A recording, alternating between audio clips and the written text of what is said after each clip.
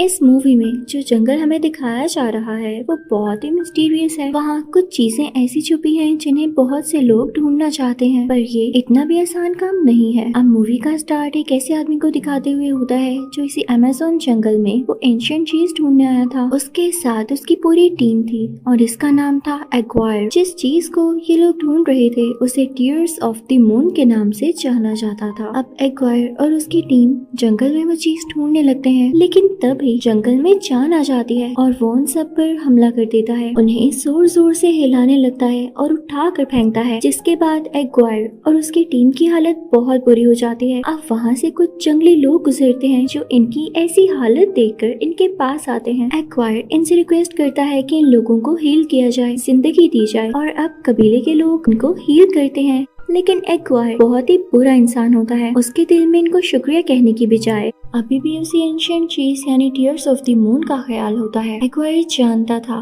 कि ये कबीले वाले यहाँ के ही हैं, तो इनको उस चीज के बारे में भी जरूर पता होगा। वो उनसे जगह की मांगता है जहाँ पर इनको जाना था, लेकिन वो लोग इसे की नहीं देते। और देते भी क्यों? जब कुछ भी एक्वायर की मर्जी से नहीं हो पाता तो वो इन सब कबीले वालों को मार देता है और चाबी ले लेता है। लेकिन इसका रिजल्ट ये निकलता है कि एक्वायर और उसके साथ ही कर्स में डूब जाते हैं। ये कर्स कबीले के सरदार ने दिया था कि ये सब लोग इधर ही भटकते रहेंगे, इनको कोई जगह नहीं मिलेगी, और अगर इस जंगल से निकलने के लिए नदी से आगे चले भी जाएं तो पत्थर के बन जाएंगे। इसी तरह कई साल बीत जाते हैं और हम अब प्रेजेंट का सीन देखते हैं, जहाँ एक बॉटनिस्ट लिली और उसका छोटा भाई जो कि उसका असिस्टेंट भी होता है एक जगह पर होते हैं, जहाँ लिली का भाई सबको टीयर्स ऑफ द मून के बारे में बता रहा होता है। और यहाँ हमें पता चलता है कि वो एक दरख्त है, एक ऐसा एंशिएंट दरख्त जिसकी तलाश में कई ज्यादा लोग हैं। ये दरख्त इतना फायदेमंद है कि इसको यूज करते हुए किसी भी बीमारी को ठीक किया जा सकता है और बहुत ही एडवांस मेडिसिन बनाई जा सकती हैं। इसीलिए तो हर कोई इसके पीछे है। अब इसकी चाबी को हमें ढूंढकर उस जगह तक पहुंचना होगा।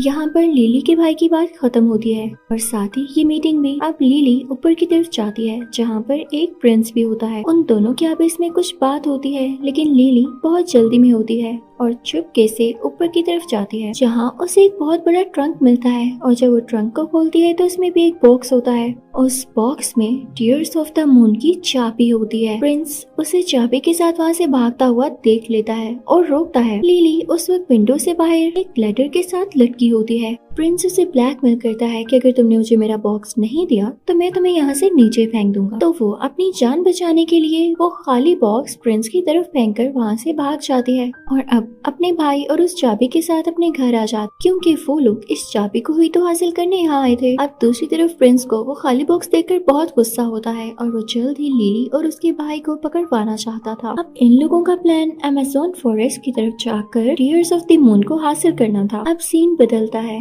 और उधर जंगल में हम एक गाइड को देखते हैं जिसका नाम फ्रैंक है। वो लोगों को अपनी शिप में इस जंगल की खूबसूरत चीजें दिखाकर उनसे बहुत से पैसे लिया करता था। लेकिन एक दिन एक आदमी उसके पास आकर अपने पैसों की डिमांड करता है जो फ्रैंक ने उससे कुछ दिन पहले लिए थे। तो फ्रैंक उस आदमी से कहता है, मैं तुम्हें इतनी जल्दी पैसे कैसे दूं? फ्रैंक उसे पैसे नहीं देता। तो वो आदमी फ्रैंक की शिप का इंजन अपने पास लॉक कर देता है। उस आदमी के पास एक पैरट भी होता है। अब फ्रैंक छुपकर उस जगह पर जाता है जहाँ उस आदमी ने चाबी रखी थी, जिसे फ्रैंक ने छुपकर देख लिया था। इतनी ही देर में वहाँ लिली भी पहुँच जाती है, जो कि इस आदमी से शिप्स का पता करने आई थी जिसने फ्रैंक का इंजन लिया था। इनफेक्ट ये आदमी भी बहुत मशहूर था। अब क्योंकि फ्रैंक भी वहीं पर होता है तो उसे लगता है कि ये तो वही आदमी है जिसके शिप में मैं जाने वाली हूँ, क्योंकि उसी आदमी का ऑफिस होता है। लेकिन उसे क्या पता था कि ये फ्रैंक कोई और है। अब यहाँ इन दोनों में बातचीत होने लगती है कि कितने पैसों में फ्रैंक उसे जंगल तक लेकर जाएगा। तभी वहाँ पर वो पैरट वाला आदमी आ जाता है, यानी जिसका ये ऑफिस होता है।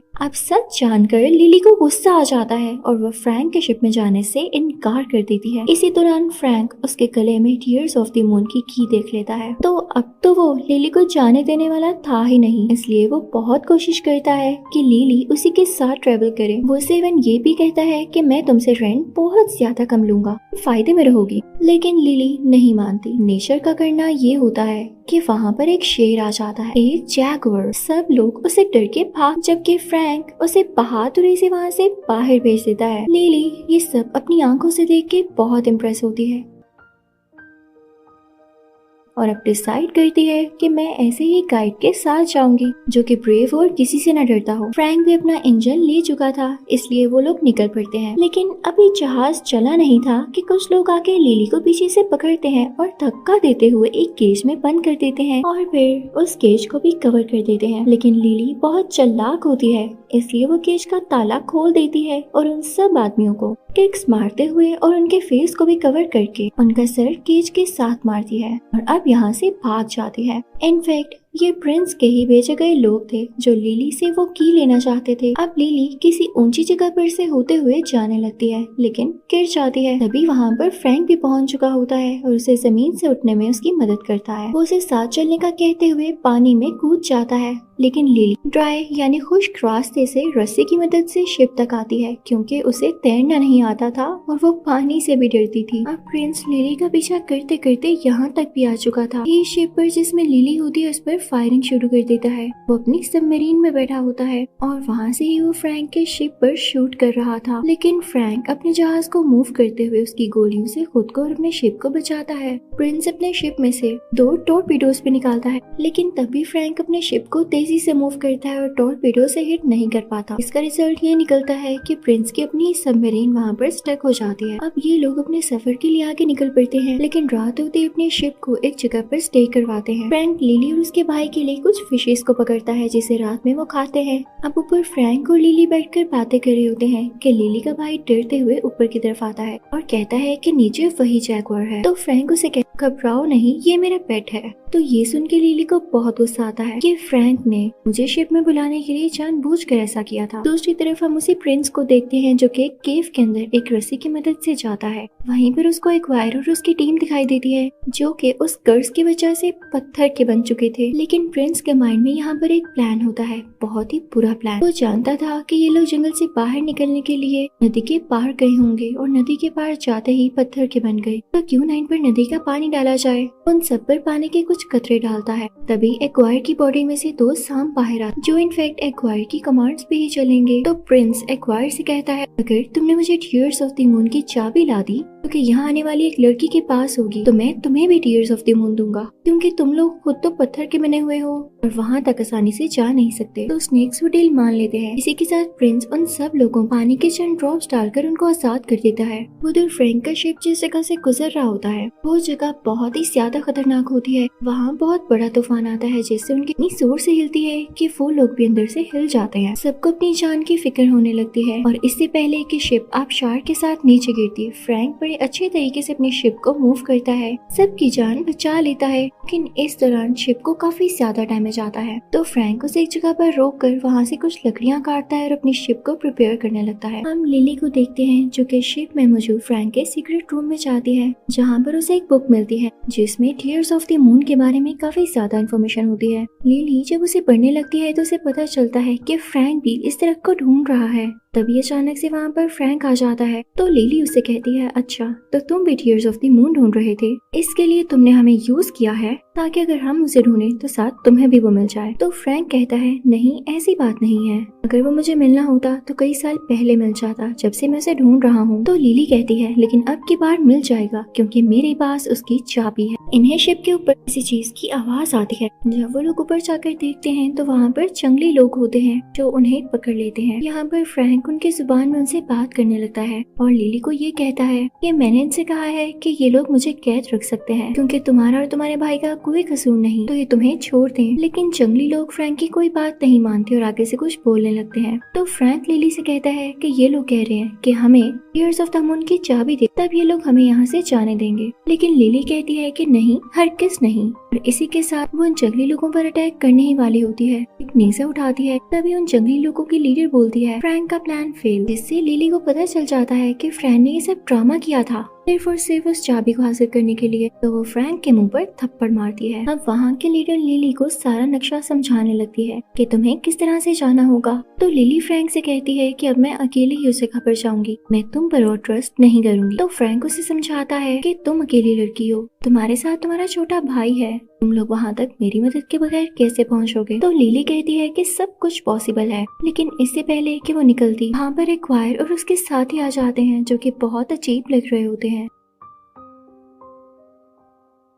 एक्वायर के फेस से वही स्नेक्स बाहर आ रहे होते हैं और उसके साथियों की बॉडी पर भी काफी ज्यादा कीड़े मकोड़े थे। उनके हाथ में नेज़े होते हैं। अब फ्रैंक उनसे लड़ने लगता है। एक्वायर लिली के गले से वो चाबी चुराना चाहता था और कुछ पता नहीं कि वो लिली को मार भी देता। तो एक्वायर लिली को उठाते हुए एक पेड़ के साथ लटक कर दूसरी जगह पर जाता है और उन सबको मार मार कर नीचे गिराता रहता है। लेकिन एक आदमी लिली से उसकी वो चाबी छीन ही लेता है, दूसरे आदमी को कैच करवाता है। लेकिन अब फ्रैंक एक्वायर के पास जाता है क्योंकि चाबी उसके पास पहुंच चुकी होती है। वो उससे लड़ने लगता है, लेकिन आगे से एक्वायर भी और एक्वायर के स्नेक्स भी फ्रैंक से लड़ाई कर रहे होते हैं। उन दोनों में एक टाइप का कराटे होने लगता है। आखिरकार फ्रैंक एक्वायर से वो चाबी छीन ही लेता है, लेकिन तभी एक्वायर उसके दिल में एक तीर मारता है जिससे फ्रैंक नीचे गिर जाता है और वो चाबी लिली की तरफ उछालता है। लिली उसे पकड़ लेती है और काफी उदास हो जाती है कि इसने इस चाबी की खातिर और हमारी जान बचाने की खातिर अपनी जान की कुर्बानी दे दी। तभी यहाँ पर कबीले की लीडर लिली से कहती है कि अगर तुम नदी के उस पार चली जाओगी, एक्वायर और उसके लोग तुम्हारा पीछा नहीं करेंगे क्योंकि यहाँ से वो पत्थर बनकर आए थे, तो दोबारा ये लोग वहाँ पर नहीं जाएंगे। तो अब लिली अपने भाई से मिलकर बाकी सब लोगों को गुड बाय कहते हुए नदी के उस पार चली जाती है जहाँ पर वाकई में एक्वायर और उसके लोग नहीं पहुँच पाते। लिली के पीछे पीछे उसका भाई भी आ जाता है। सुबह होने पर जब लिली उस जंगल में चल रही होती है तो उसे फ्रैंक की बॉडी मिलती है, जिसे देख के वो पहले तो डर जाती है, लेकिन नोटिस करने पर उसे पता चलता है कि फ्रैंक अभी भी जिंदा है, लेकिन वो नेज़ा या तीर अभी भी उसके दिल के आर पार होता है। तो फ्रैंक लिली से कहता है कि डरो नहीं, मुझे कुछ नहीं हो सकता क्योंकि मैं भी कर्स्ड हूँ। पिछले 400 साल से इसी तरह मरता हूँ और जिंदा रहता हूँ। अब लिली यहाँ पर एक झटका देते हुए वो नेज़ा फ्रैंक की चेस्ट से बाहर निकाल लेती है, जिसे देख कर लिली का छोटा भाई बेहोश हो जाता है। लिली फ्रैंक के साथ प्लान करती है वो टीयर्स ऑफ द मून तक जाएगी और उसे कबीले के लीडर ने ये बताया होता है कि वो सिर्फ लूनर इक्लिप्स तक ही ग्लो करता है, इसके बाद उसका कोई फायदा नहीं, तो इनको जल्द से जल्द वहाँ पर पहुँचना था। लिली अपने भाई को कबीले वालों के पास ही छोड़ जाती है, तुम इनके साथ ज्यादा सेफ हो। अब यहाँ पर फ्रैंक लिली को सब कुछ बताने लगता है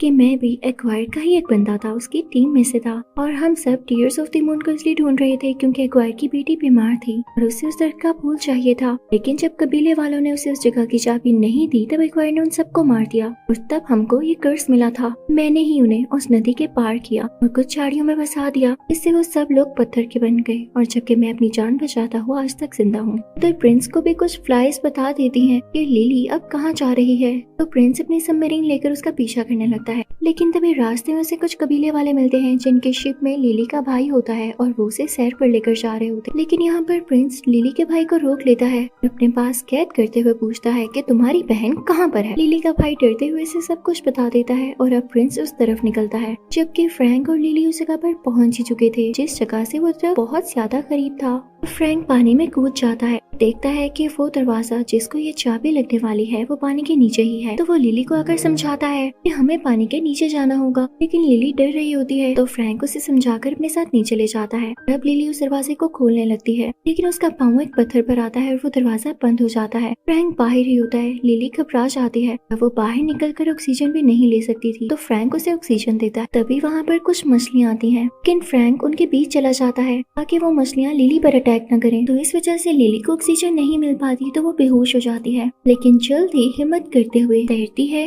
इस दरवाजे को खोल ही देती है, जिससे सारा का सारा पानी इस दरवाजे के अंदर जाने लगता है और वो जगह ड्राई हो जाती है, जिसके बाद फ्रैंक और लिली दोनों ठीक हो जाते हैं। अब इससे पहले कि फ्रैंक और लिली इस दरवाजे के अंदर जाते और उस दरख्त को ढूंढ पाते, यहाँ पर प्रिंस भी अपनी सबमरीन में आ जाता है। उसकी कैद में लिली का भाई भी होता है। पर वो गन पॉइंट करके लिली को ब्लैकमेल करता है, अगर तुमने मुझे वो चाबी ना दी तो मैं तुम्हारे भाई को मार दूंगा। लिली को उसे वो चाबी देनी ही पड़ती है और अब वो सब लोग मिलके उस दरवाजे के अंदर जाते हैं, लेकिन जैसे ही उनके सामने वो एंशिएंट दरख्त आता है तो ये लोग देखते हैं कि वो तो अंधेरा और सूखा हुआ दरख्त है, जबकि इसको ग्लो करना चाहिए था। फिर उन लोगों की समझ में एक बात आती है कि इसको उसी चाबी की मदद से ग्लो किया जाए। यहाँ पर प्रिंस फ्रैंक से कहता है कि तुम तो 400 साल से इसी जंगल में रह रहे हो, तो तुम्हें पता होगा इस दरख्त में चाबी कहाँ पर लगेगी, तो इसको मेरे लिए लगाओ। तो फ्रैंक कहता है एक शर्त पर, क्योंकि मैं अपने ऊपर से कर्ज खत्म करना चाहता हूँ और मरना चाहता हूँ। इसे सुनकर लिली उदास हो जाती है, शायद वो फ्रैंक को पसंद करने लगी थी और नहीं चाहती थी कि वो मरे। लेकिन जब फ्रैंक उस दरख्त को जाकर देखता है तो उसे समझ ही नहीं आता कि चाबी कहाँ लगानी है। वो लिली से मदद मांगता है। लिली कहती है कि अगर मैंने चाबी लगाई तो मुझे भी एक फूल चाहिए होगा। तो प्रिंस उसे कहता है नहीं, फूल एक ही मिलेगा, तुम लोग सोच लो कि किसने वो फूल रखना है। तो फ्रैंक लिली से कहता है तुम चाबी लगा लो और फूल भी रख लेना। लेकिन उसके बाद प्लीज मुझे मार देना क्योंकि मैं इस दुनिया से आजाद होना चाहता हूँ, सुकून से मरना चाहता हूँ। तो लिली मान जाती है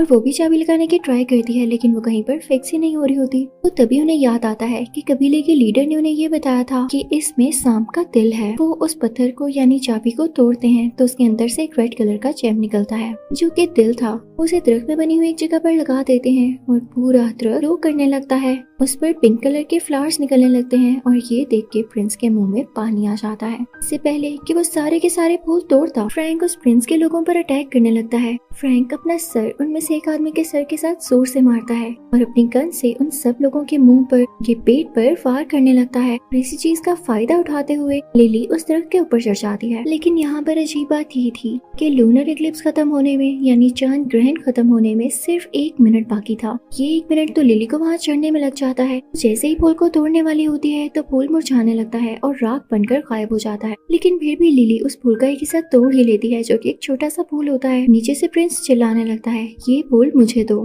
लेकिन लिली वो फूल नीचे फेंक दे जिसे फ्रैंक कैच कर लेता है। ये देख के प्रिंस और एक्वायर को बहुत गुस्सा आ जाता है और वो सोच रहे होते हैं कि वो अब लिली को जान से ही मार देंगे क्योंकि आखिरी मौका भी उनके हाथ से निकल चुका था। तो फ्रैंक उनको फूल दिखाते हुए अपने पीछे लगाता है। फ्रैंक अपनी शिप लेकर वहाँ से चला जाता है और उससे पहले जैगवार लिली के भाई को वहाँ पर ही उतार देता है। लेकिन इससे पहले कि प्रिंस उसके पीछे आता, प्रिंस के ऊपर एक बहुत बड़ा पत्थर गिरता है और उसकी वहीं पर डेथ हो जाती है। अब एक्वायर फुल गुस्से में फ्रैंक और उसके जहाज के पीछे होता है। दूसरी तरफ हम देखते हैं कि लिली को एक कपड़े में लिपटा हुआ वही फूल मिलता है जो कि फ्रैंक जाने से पहले लिली के भाई को दे गया था, जिस पर लिली बहुत इमोशनल हो जाती है कि इसने हमारी जान बचाने के लिए और हमें ये फूल देने के लिए अपने पीछे जालिम लोग लगवा लिए। उधर फ्रैंक की शिप किसी जगह से टकराती है तो वहाँ के सब दरख्तों में जान आ जाती है। ये वही जगह होती है जहाँ पर एक्वायर के लोग पहले भी पत्थर बन चुके थे और यहाँ पर देखते ही देखते सारे लोग दरख्तों की पकड़ में आकर पत्थर बन जाते हैं। और जब लिली यहाँ पर आकर देखती है वे देख के बहुत उदास हो जाती है और अपने हाथ फ्रैंक के फेस पर लगाती है, लेकिन उसमें कोई चेंज नहीं आता। तो उसके पास जो उसका फेवरेट फूल होता है जिसके लिए उसने इतनी एफर्ट की होती है वो फ्रैंक के मुंह में रखती है, लेकिन वो फूल भी गायब हो जाता है और फ्रैंक दोबारा से ठीक नहीं हो पाता। तो वो काफी होपलेस होकर अपने भाई को लेके यहाँ से जाने लगती है। फ्रैंक का जैगवार भी वहाँ पर बहुत उदास बैठा होता है और कुछ भी बोल नहीं रहा होता। लेकिन जैसे ही लिली और उसका भाई वहाँ से जा रहे होते हैं उन्हें जैगवार की आवाज आती है। तो फौरन से लिली के दिल में एक क्लिक हो कि शायद फ्रैंक में मूवमेंट आई होगी। वो फौरन से जाकर ऊपर देखती है तो वाकई फ्रैंक अब ठीक हो चुका होता है। उसकी बॉडी से अब खून भी आ रहा था। का ये मतलब था कि वो कर्ज से आजाद हो चुका था। लिली उसे गले से लगाती है और उसका छोटा भाई भी बहुत खुश होता है। जैगवार भी साथ होता है और ये चारों खुशी खुशी वहाँ से निकलने लगते हैं। लेकिन तभी इनको दिखता है कि उस दरख्त पर एक और फूल बाकी है। उसे तोड़ते हुए लिली अपनी कंट्री ले आती है। वहाँ जाकर मेडिसिन बनाती है जो कि बहुत फेमस होती है। अब लिली और उसका भाई पूरी दुनिया में माने जाते हैं। मूवी के लास्ट सीन में हम देखते हैं कि लिली फ्रैंक को इस नई दुनिया में रहना सिखा रही होती है, उसे गाड़ी चलाना सिखा रही होती है। साथ ही साथ उनके पीछे फ्रैंक का जैगवार भी बैठा होता है। वो लंदन की रोड्स पर मजा करते और गाड़ी चलाते हुए बहुत एंजॉय कर रहे होते हैं, जिसके साथ ये मूवी यहीं पर एंड होती है। आई होप आपको ये मूवी जंगल क्रूज बहुत अच्छी लगी होगी।